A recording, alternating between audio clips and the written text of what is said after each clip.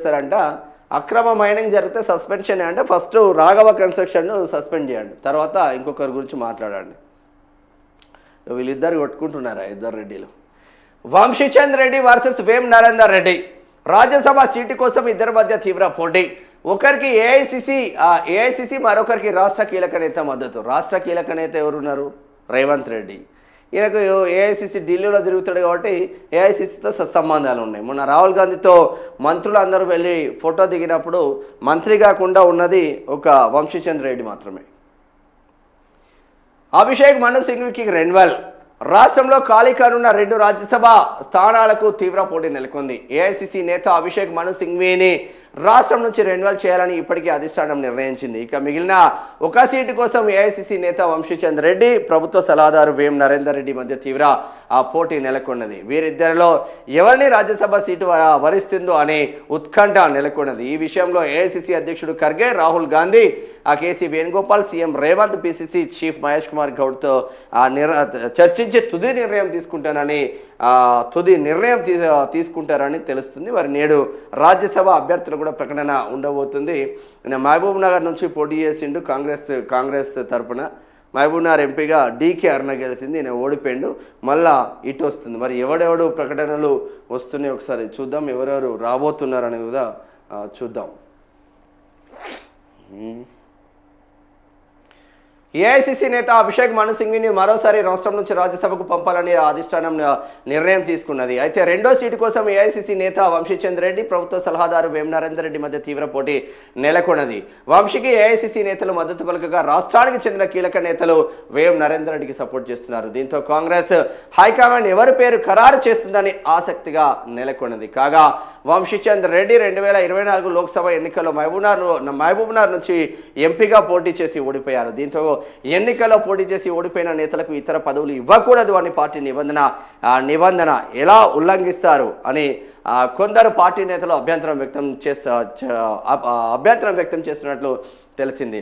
అయితే ఇప్పటికే ప్రభుత్వ పదవుల్లో ఉన్న వేం నరేందర్ రెడ్డి మరో పదవి ఎలా ఇస్తారు అని వంశీచంద్ రెడ్డి మద్దతుదారులు ప్రశ్నిస్తున్నట్లు తెలుస్తుంది.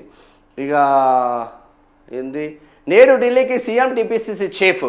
రాజ్యసభ స్థానాలకు నామినేషన్ ముగింపు గడువు దగ్గర పడుతుండడంతో తెలంగాణ నుంచి 2 స్థానాలకు అభ్యర్థులను ఖరారు చేసేందుకు CM Revanth Reddy, TPCC chief Mahesh Kumar Goud నేడు ఢిల్లీకి వెళ్లనున్నారు. ఏఐసిసి పెద్దలను కలిసి రాష్ట్రం నుంచి రాజ్యసభ అభ్యర్థుల పేర్లలో 2 పేర్లను ఫైనల్ చేశారని పార్టీ వర్గాలు వెల్లడించాయి. సోమవారం తెలంగాణకు వచ్చిన రాహుల్ గాంధీకి రాజ్యసభ సీట్లు ఆశిస్తున్న 16 మంది పేర్లతో జాబితా ఇచ్చినట్లు టీపీసీసీ చీఫ్ తెలిపారు.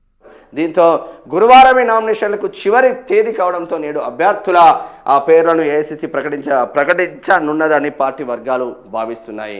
మరి ఇప్పుడు ఈయనకు ఆల్రెడీ ఎంపీగా అవకాశం వచ్చింది కాంగ్రెస్ పార్టీలో. కొద్ది ఓట్ల తేడాతో డీకేఆర్ల మీద ఓడిపోయాను. ఈయనే రేవంత్ రెడ్డిని నమ్ముకున్నారు. ఇద్దరు కలిసి జైల్మేట్స్ కాబట్టి వేం నరేందర్ రెడ్డి ఇప్పుడు ఉమ్మడి వరంగల్ జిల్లా మొత్తం ఈయనే కబంధ హస్తాల్లో పెట్టుకున్నారు. ఉమ్మడి వరంగల్ జిల్లాకు మంత్రులు కొండా సురేఖ, సీతక్క అయితే వాళ్ళిద్దరిని పక్కన పెట్టేసి వేం నరేందర్ రెడ్డి ప్లస్ పొంగులేటి శ్రీనివాస్ రెడ్డిదే రాజ్యం నడుస్తుంది ఉమ్మడి వరంగల్ జిల్లాలో. ఒక బీసీ బిడ్డ, ఒక ఎస్టీ బిడ్డను తొక్కి 2 రెడ్లు పైకొచ్చి వాళ్ళపైన పెత్తనం చేస్తాం. ఇది ఓపెన్ సీక్రెట్, అది సబ్జెక్ట్ పక్కన పెడితే వీళ్ళిద్దరికి ఈయన ఆల్రెడీ ప్రభుత్వ సలహాదారుగా ఉన్నారు. ఈయన ఆల్రెడీ ఎంపీగా పోటీ చేసి ఓడిపోయింది. ఇంకొక సీనియర్ కాంగ్రెస్ నేతకు రాజ్యసభ టికెట్ ఇస్తే తప్పేముంది అంటున్నాం.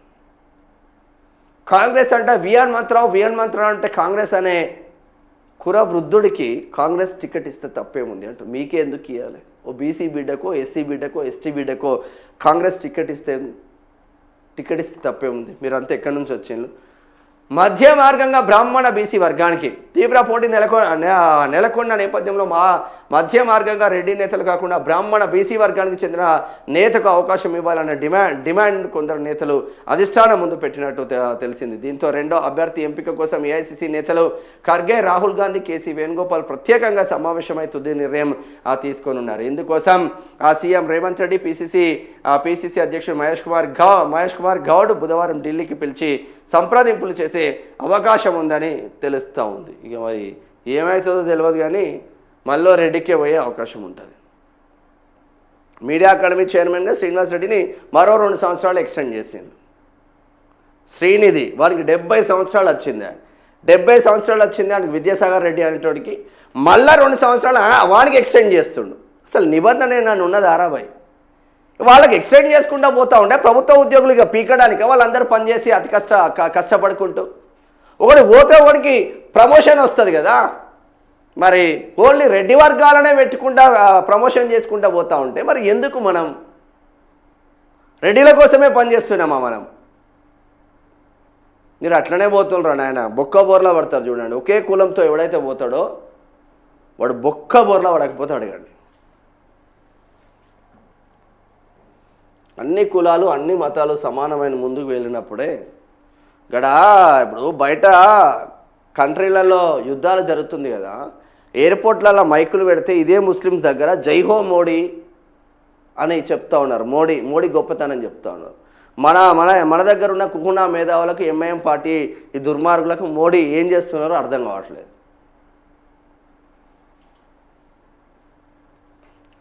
హోలీ వేడుకల్లో విషాదం, ఈతకు వెళ్ళి 4 మృతి, సాగర్ ఎడమ కాలువ.